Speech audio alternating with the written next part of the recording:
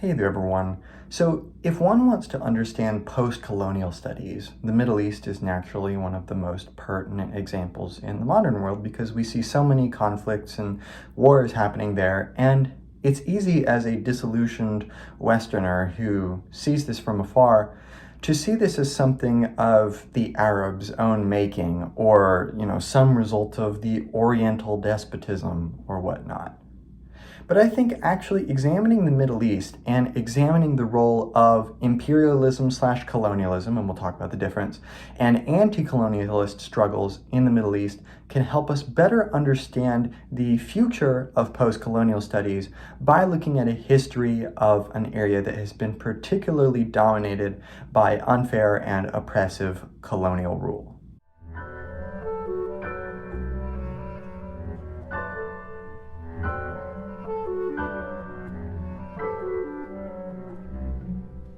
Now, colonialism and imperialism are quite different, although it's a subtle difference.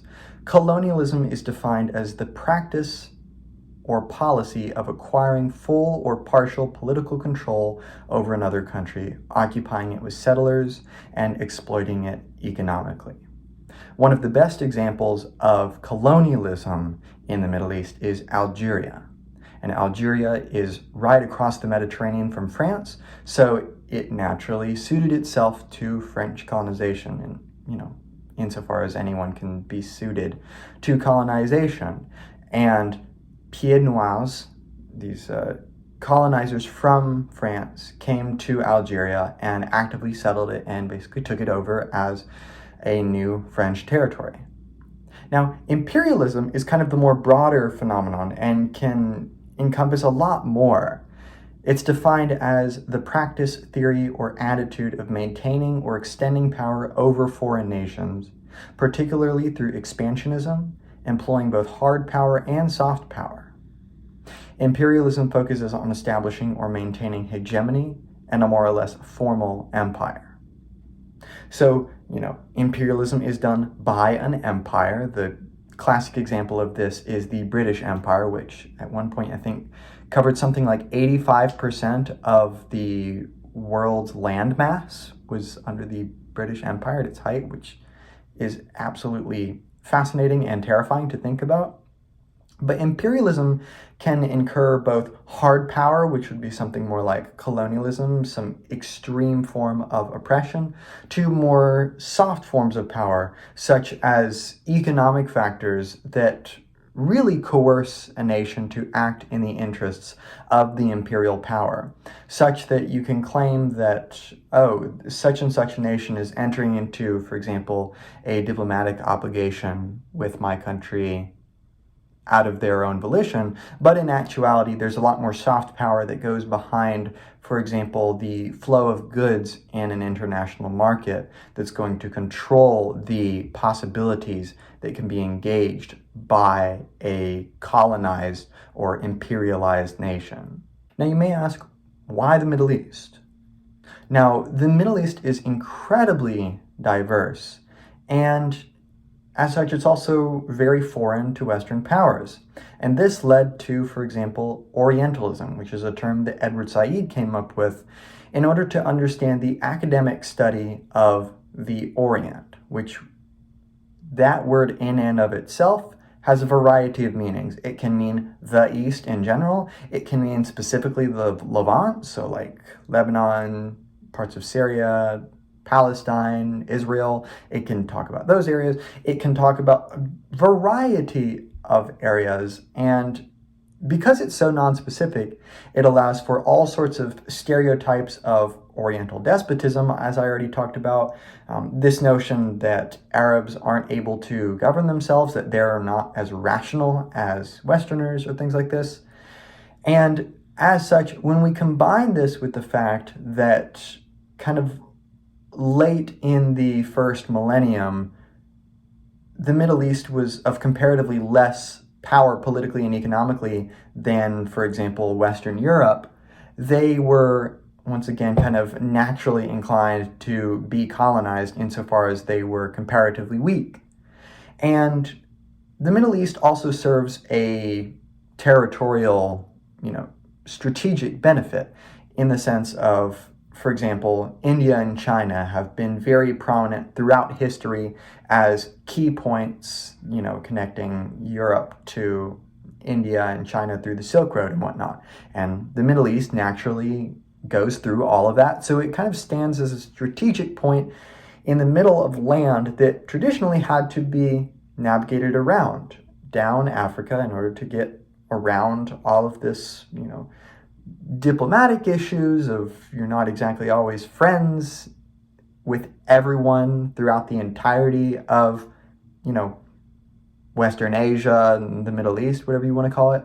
So there are a lot of factors that we could go into in more detail that kind of define not only what the Middle East is, but why it's strategically of importance. And we can see here at the top, this is kind of the Middle East. The countries we can kind of more definitively say are in the Middle East, countries like Iraq, Iran, Afghanistan, Saudi Arabia, these countries that just everyone thinks of as being part of the Middle East. But you also have down below the Maghreb region, which is Northern Africa. So this can be Algeria, Morocco, Tunisia, Libya, Egypt, Sudan, maybe even South Sudan. And these countries we don't usually think of as being part of the Middle East, but in fact, they very much are part of the Middle East. So what we're going to do here is we're going to look at a couple of historical events that help frame the understanding of the rife colonial and imperial influence in the Middle East in order to help understand why is there the conflict there that there is. We'll look at the French conquest of Algeria, we'll look at the Sykes-Picot Agreement and the Balfour Declaration, we'll look at the Sétif and Guelma massacre in Algeria, as well as some general events in the Algerian War for Independence. We'll look at the founding of the State of Israel and the Nakba. We'll look at the Iranian Revolution, the deposition of Mohammad Mossadegh. Then we'll look at the creation of Hezbollah. We'll look at 9/11. We'll look at the war in Iraq. And then we'll finish with the Arab Spring and contextualizing things in a modern lens. So the Middle East itself had been under an empire for a decent amount of time, that being the Ottoman Empire. And towards the end of the 19th century, the Ottoman Empire was in decline. There was a lot of, for example, the Ottoman Empire had territory all the way up into Eastern Europe, which was being split by pan-Slavic nationalism, so Bosnia and Herzegovina, and Serbia were declaring independence, for example, under a Slavic national identity aided by Russia. And as such, there was this sort of spearheading of the Ottoman Empire losing various territories. And this was advantageous for France and Britain because the Ottoman Empire was one of course, the key actors in World War I. So it was strategically beneficial to get them out of the way and to make them fail.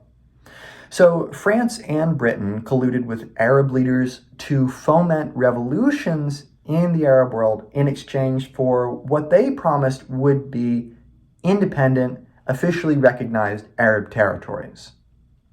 However, these territories, when the Ottoman Empire was disillusioned, again in the late 19th century, became mandated territories under the leadership of Britain and France, which, this is basically imperialism right here, plain and simple.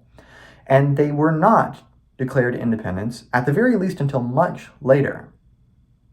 France gets, for example, Lebanon and Syria, and Britain gets Iraq, Palestine, and Transjordan in the Sykes-Picot Agreement. And this happened in 1916, and it was this secret agreement of how the Middle East was going to be carved up. This was on the first introductory slide, if you want to take a look at kind of the map of what that looked like. And this rightfully created anger across the Arab world over the promise for independence, but it wasn't actually granted. And one of the important developments we can see here at the top is Mandatory Palestine and Transjordan. These were British territories, which were the result of the dissolution of the Ottoman Empire, and these would become crucial territories for understanding Arab independence in the general Arab world. And one of the most important documents is the Balfour Declaration from 1917, which was written by Charles Balfour, a British man, regarding founding a national home for the Jewish people in Palestine. So Palestine is explicitly mentioned here. There's this common rhetoric today that, oh, Palestine has never existed. Like, even Charles Balfour recognized that Palestine existed. And the Balfour Declaration acts as one of the earliest evidences for explicit colonial interests in the Middle East.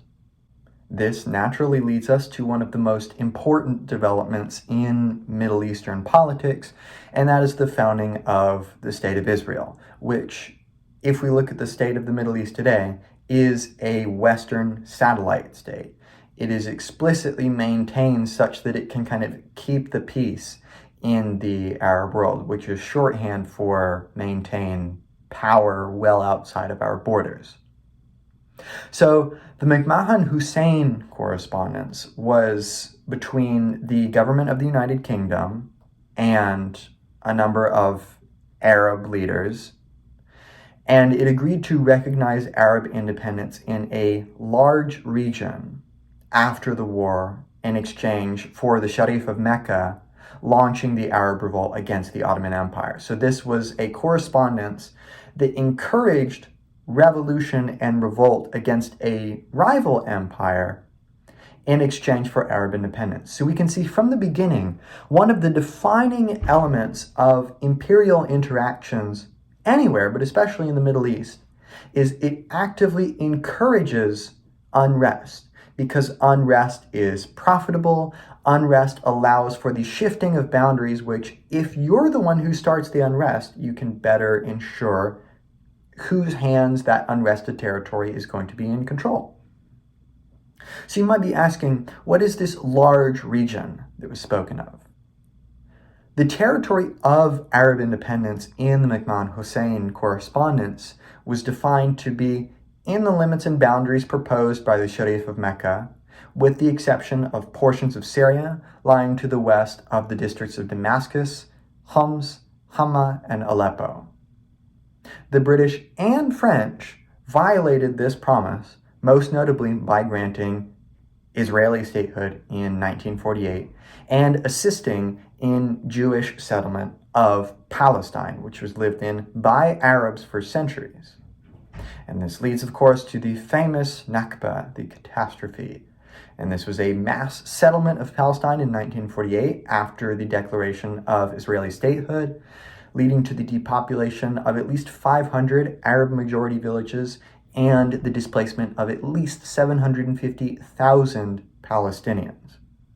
Now, Algerian anti-colonial movements are particularly interesting for me. I'm not exactly sure what it is about Algeria that I find so interesting, but I think just the profound injustice of the Algerian situation is really great for expanding one's consciousness to understanding why is imperialism so bad? Because I get this all the time, like, what's so bad about imperialism? Like, it can help integrate into the world economy. Stuff like this is why imperialism is so bad. So one of the leading events that led to the Algerian War for Independence, which was an Arab anti-colonial movement led by the FLN, the Front de Libération Nationale, the National Liberation Front, which was an Algerian nationalist movement. Arab nationalism is an important current throughout the history of anti-colonialism in the Middle East. And as a result of rising tensions in Algeria as French colonizers continued to upset the region, on May 8th of 1945, as 5,000 Algerians paraded in celebration of the defeat of the Nazis in World War II, local French police attempted to seize some anti-colonial banners, one of which you can see here in the corner, leading to shots being fired on both sides. The same day, the Algerian People's Party led a peaceful protest in Guelma, which was violently subdued by the French police. And the stepping in of the police as a way to combat anti-colonialism is also a common theme, where state police are used in order to quell revolutionary movements. This resulted to Algerians revolting, killing 102 Frenchmen and pieds noirs. Those are the colonizers from France coming over to Algeria, leading to French retaliation that killed 15 to 20,000 Algerians in the span of like a week. Most of these were occurring the day of all of this occurrence, often by way of lynchings committed by pieds noirs, setting the scene for the Algerian discontentment with French colonization that would start the Algerian War for Independence, which started in 1954 and lasted until 1962. Something that one needs to remember about Algeria is just the profound injustice and horrifying scenes of French colonization in Algeria. The Algerian movement in general is an exemplary case for understanding anti-colonial movements, the use of guerrilla warfare and terrorism, the use, of course, of violence because of that. And it really sets the stage for 20th and 21st century anti-colonial struggles in the Middle East, but all across the land. French colonial rule was notoriously suppressive and torturous, determining political status in French-occupied Algeria by race and utilizing the police to subdue dissident voices. In total, the Algerian War incurred roughly 1.5 million Algerian deaths and the destruction of roughly 8,000 Algerian villages. In addition to this, over 2 million Algerians were put into resettlement camps and given to incur forced labor. And there are so many things that we can talk about. One of these you can see here on the left is the Maurice line. This was a giant line of landmines and barbed wire and electric fence that covered the entirety of the eastern and western border of Algeria. Algeria is the 10th largest country in the world. So this Maurice line turns the entirety of Algeria into an open-air prison. And the only reason they didn't do the Maurice line around the southern border is because there's a bunch of desert there. No one is trying to escape Algeria that way because you really can't. So this boxed Algeria into a giant prison, and you can see a man next to this picture of the Maurice line who has been electrocuted on this fence. Not only that, but waterboarding was really common. You can see here an Algerian man being waterboarded naked by French soldiers using tires that have been stacked on top of each other and filled with water and then waterboarded backwards. And then the Gégène here in the middle is a particularly notoriously nasty machine, which in order to understand what the Gégène did, I'll just read a selection here from Kathy Acker's essay titled Algeria. The French police fashioned the Gégènes, an army signals magneto, electrodes to the Algerian rebels' ears and fingers. A flash of lightning exploded next to the man's ears. He felt his heart racing in his breast. The cops turned up the electricity. Instead of the sharp and rapid spasms, the Algerian felt more pain, convulsed muscles, longer spasms. The cop placed the electrodes in his mouth. The currents plastered his jaws against the electrodes. Images of fire, luminous geometric nightmares burned across his glued eyelids. While the Algerian longed for water, they dumped his head into a bucket of ice-cold liquid until he had to breathe the liquid. They did this again and again. They did this again and again. A fist big as an ox's ball slammed into his head. The screams of other prisoners were all around him. He no longer knew he was in pain. Pain was wrong. Living wasn't a constant fire of torture and disgust. The moment before the Algerian went crazy and accepted horror as usual, his greatest fear and torment was this consciousness that he, the Algerian, is about to go crazy, has to give up his mind, which is anger, and accept the horrible inequality, the French way of living he is fighting against. And after they would do this notorious torture to prisoners, that's not even the appropriate word, captives, they would hang them from helicopters, and then they would drop them into the Mediterranean so the Algerians could see their fellow Arabs being treated like mutts. So as you can imagine, this leads to a lot of discontentment across the Arab world. And I've just chosen Algeria here to show some of the horrendousness of colonial oppression. And in Iran, this takes a markedly revolutionary turn. So Mohammad Mossadegh was democratically elected as Iran's prime minister in 1951. Now, Mossadegh wasn't really liked by the US and the UK because he had socialist leanings. And considering that this was during the Cold War, the US was always trying to mitigate, for example, if this is in Vietnam or in Korea, to try to get rid of communism's spread as much as possible. And Mossadegh nationalized Iranian oil, which had been UK-owned since 1913. This is an explicit example of, an empire owning the resources of a supposedly independent nation, such that their independence is, it's a fake independence. They are reliant upon the UK in this example. So what does the US do? And the US is a particularly bad party in terms of imperialist aggression in the Middle East. Well, the US leads a coup to depose Mossadegh from power in 1953 over Mossadegh's, again, potential communist leanings. And in Mossadegh's place, they installed Mohammad Reza Pahlavi, also known as Mohammad Reza Pahlavi Shah, or simply the Shah. And the Shah is just a title for a Iranian ruler of the imperial state of Persia, because of course Iran was Persia before it was Iran. And the Shah was put into power because of his Western sympathies, because just like Israel, he would act as a continuation of Western hegemony in the Middle East in order to keep the peace.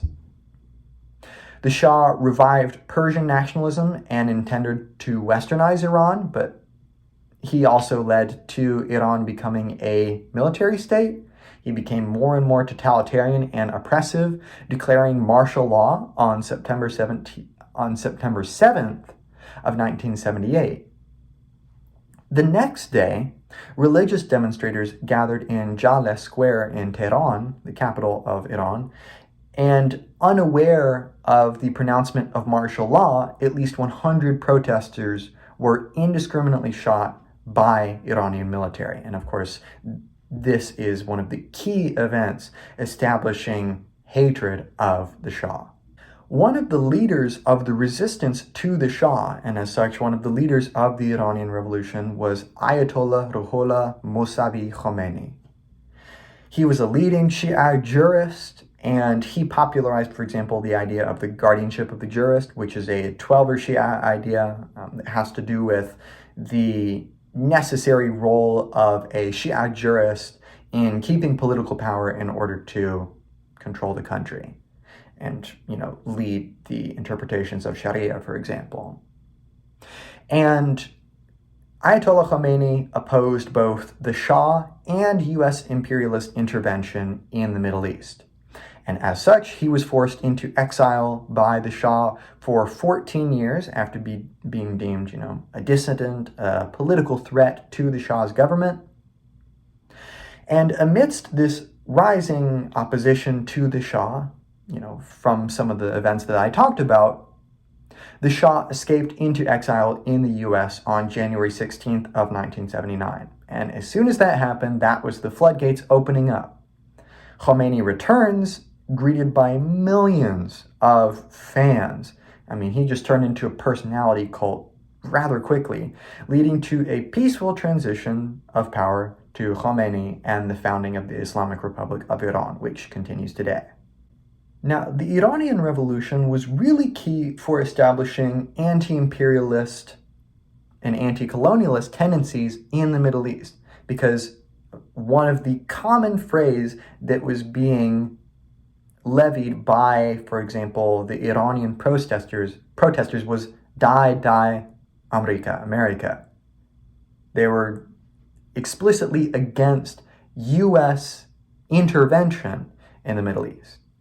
And it's interesting because, like, if you talk to, if you look at some of the interviews of protesters being talked to, they don't hate Americans as such. It's not a racist thing. They hate the United States of America, the political presence of a foreign nation in their nation. And as such, one of the movements that results from the Iranian Revolution is Hezbollah. And Hezbollah literally means party of Allah or party of God. And Hezbollah still exists today. It's a Lebanese Shia anti-colonialist political party and military organization founded in 1985. And Hezbollah is a nationalist party whose stated goals are, among other things, to expel the Americans, the French, and their allies definitively from Lebanon, putting an end to any colonialist entity on our land. So they are explicitly anti-colonialist in their political program, which I have in the references if you want to go check it out. And I've done a lecture on Hezbollah in more detail if you want to learn more about what they have to say. And they, of course, take as their example the Iranian Revolution, and they advocate national self-determination free of imperialist influences.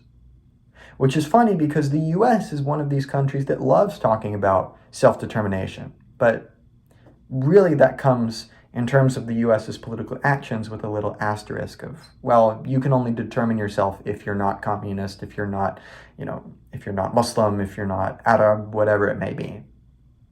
And Hezbollah is opposed by some of the most infamous Salafist jihadist groups such as Al-Qaeda, the Islamic State, which was previously ISIS, and then ISIL, now it's just IS, and Al-Nusra in Syria, because of their alliance with defensive jihad.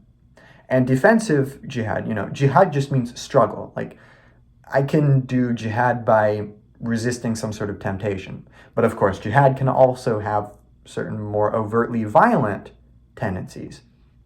And in terms of understanding the role of violence in Islam, for example, there's a much more interesting and nuanced conversation to be had about, does the Quran advocate for offensive or defensive jihad, and what role does jihad play in the Quran?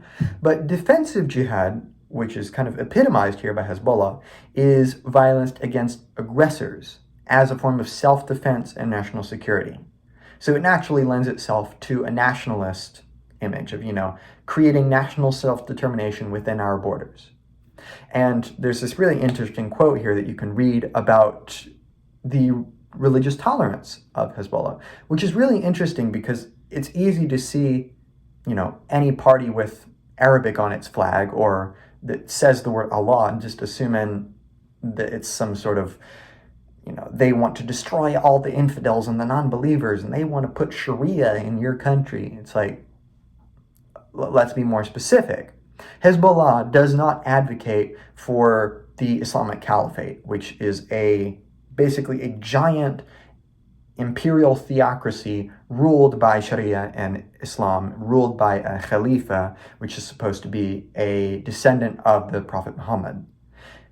Hezbollah does not advocate that. They advocate for a free, self-determining Lebanon. So it's a nationalist group, not a, Salafist group. We'll learn more about what Salafism means right here. September 11th was one of these events that really raised the US's consciousness to Islam, to the power of the Middle East and what was happening in the Middle East. And there's a lot of stuff that comes before 9/11 that people love to forget about. So it's important not justifying 9/11 here. 9/11 was wrong. But if we want to understand the future of 9/11 and the attacks that were used with 9/11 as a justification, we can better understand anti-colonialist movements in the Middle East. So the September 11th attacks were the doing of Al-Qaeda, which was a Salafist jihadist movement. And Salafism is a form of really consciousness in the Muslim world, which aims at getting back to the practices of the Prophet Muhammad, getting as close as one can to a conservative image of Islam as something which adheres to the ways of Muhammad. Now, Salafism is a problematic term because ideally all Muslims try to do this. This is why Muslims pray 5 times a day. This is why they prostrate in the ways that they prostrate, is because Muhammad was supposed to have done this. This is why if you look at, for example, Mecca and you look at the Kaaba and you see everyone in these white outfits, that's because Muhammad was supposed to have worn these white clothings. So Salafism is a little bit of a problematic term, but generally you have more kind of modernizing forms of Islam, and then you have Salafism, which is aimed at conserving, going against westernization, for example, often going against democracy. And Salafist jihadism is epitomized by Osama bin Laden. It is a form of the desire to establish the Islamic Caliphate, like we talked about before, a Muslim theocracy governed by a Sunni ulama, which is a community of Muslim religious scholars. And it focused, at least for bin Laden, on destabilizing world governments, both Arab and abroad, to hopefully lead disillusioned Muslims, particularly Muslim men, to join Al-Qaeda in the hopes of establishing the caliphate. And Al-Qaeda was the successor of the Mujahideen, which is literally translates to those who do jihad, basically. And this was a group of Afghani guerrilla fighters that were aligned against the Soviets during the Soviet-Afghan War, and it was funded by the United States. So what was happening is Afghanistan was invaded by the Soviets because the Soviets were trying to expand their influence. So here, the US comes to help the Arabs because it's against communism. So the US funds the Mujahideen, which later develops into Al-Qaeda. And as such, the existence of Al-Qaeda and likely the magnitude of the 9/11 attacks are the result of the US, for example, giving weapons and military training to the Mujahideen in order to allow them to develop to the extent that they develop. And this is a continuous theme in US intervention in the Middle East, is that it, again, thrives on accelerating movements that will destabilize the Middle East. And it's important to mention, one of Al-Qaeda's key grievances was the US support for Israel, which it saw as an instrument for destabilization and Western hegemony in the Arab world, which is correct. And Osama bin Laden had been talking about that for a while, but of course, a powerful power doesn't want to do anything about this random guy's needs until something like 9/11 happens. And then even then, now we support Israel more than ever. In the aftermath of 9/11, the American administration, so this is the Bush administration, so George H.W. Bush, Dick Cheney, Colin Powell, Donald Rumsfeld, they all used the fear of an ambiguous but offensive-seeming Middle East in order to justify the invasion of Iraq. And Iraq is very oil-rich, and there were in fact pre-established contracts with ExxonMobil, Chevron, BP, and other oil companies determining what's the layout of who's getting what in terms of Iraqi oil, should it become mysteriously available. And this is one of the primary motivators for the US invading Iraq. We use the idea of, we need an enemy and we need to stop Al-Qaeda, and Iraq had an oppressive dictator, Saddam Hussein, and as such, it's this perfect stew of Iraq actually wasn't associated with Al-Qaeda, but using the optics of this crazy attack, you can get anything to happen in the Middle East. So after 9/11, the US government entertains a number of intelligence campaigns to attempt to link Saddam Hussein and Iraq to Al-Qaeda, and thus they could be considered a terrorist threat. They could be seen as something that needed to be taken out through an invasion. Now, the US government, in order to facilitate this, generated a number of fabricated reports from Iraqi dissidents, among just making up information and extrapolating wildly speculative accusations from drone footage, claiming that Iraq had weapons of mass destruction, WMDs. With the help of mass media campaigns, Bush gained enough support to justify invading Iraq, which led to an 8-year war, more than 8 years, because this was from 2003 to 2011, and then it kind of restarted from 2014 to 2017, with an estimated 655,000 deaths. Now, if you're thinking, well, I've heard something about Saddam Hussein, he's a bad enough guy, I would believe that they have WMDs. Well, in 2004, so again, this is 1 year after the war in Iraq has started, and 7 years before the war in Iraq ends? The 9/11 Commission, which is a US-led inquiry, concluded that, quote, there was no evidence of any relationship between Saddam's regime and Al-Qaeda. No stockpiles of WMDs or active WMD program were ever found in Iraq. Bush administration officials made numerous claims about a purported Saddam-Al-Qaeda relationship and WMDs that were based on insufficient evidence rejected by intelligence officials. And here on the left, I've got an actual US document saying we cannot confirm the identity of any Iraqi facilities that produce, test, fill, or store biological weapons. And at the end there, they say, we believe Iraq has 7 mobile biological weapon agent production plants, but cannot locate them. How can you know something exists without being able to locate them? Well, the US had to go through all this stuff, and they claimed, oh, they have these mobile facilities, and they just took pictures of trailers in Iraq and said that these were WMD facilities. Just the most crazy campaign of fabricated information to justify the deaths of 655,000 people. And now we get to close to the contemporary period. In 2010/2011, a series of protests erupted across the Arab world, beginning in Tunisia, traveling to Algeria, Yemen, Syria, and other countries, coinciding with this mass social movement of consciousness against authoritarian regimes and leaders that were slowly being deposed. And one of the common phrases were, the people want to bring down the regime. And one of the catalysts for the Arab Spring, there's all this other stuff. If I was in the Arab world and I knew about the colonialist history of the Middle East, of the way it's been colonized, I would get pretty mad too. But one of the main catalysts for Tunisia specifically, which ricocheted throughout all of the Middle East, was the self-immolation of a Tunisian street vendor, Mohamed Bouazizi, over the confiscation of his cart used to sell items.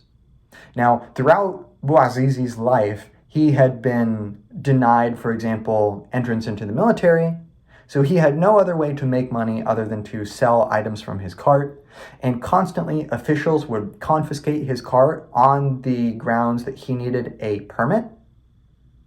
Now, after Bouazizi self-immolated himself, the Tunisian government came out and said, oh yeah, cart vendors don't need a permit in order to sell items from their cart. So this was just a totally made-up excuse for an authoritarian regime to make someone's life hard to live. And this was the breaking point for Bouazizi. You can see a picture of him here as he burns himself. And we've seen this recently during the Israel-Palestine conflict, for example. So as such, the Middle East is now in a crucial juncture for the possibility of anti-colonial consciousness and the future for self-determination of the oppressed in the Middle East. It's unclear exactly what will happen in the future. There's certainly lots of kind of major powers arising, such as Saudi Arabia and, of course, the Islamic Republic of Iran. And there's some stuff up in the air about that because it may lead to kind of some micro-hegemonies within the Middle East. But I think this is one of the most important areas of modern post-colonial studies for understanding, for example, the role of colonial violence in the Middle East, as well as anywhere in the world. So I hope this has been helpful in terms of understanding the history of colonialism and imperialism in the Middle East, in terms of kind of getting more historical nuance in what does anti-colonial violence look like, what are some of these oppressive campaigns that led people to these revolts that, you look at the Iranian Revolution and you might just say, that's just too much. Why would they do that? Why aren't they just going to stay happy? Well, it's not that easy. The Shah was not a great guy. So I hope this has been helpful in terms of understanding all this. Check out any of my other lectures that I've done on postmodernism, German idealism, gender theory, and other literature. Become a channel member for $5 a month and gain access to, among other things, a private philosophy Zoom, which you can tailor to your needs. That's it for this lecture, and I'll see you in another one.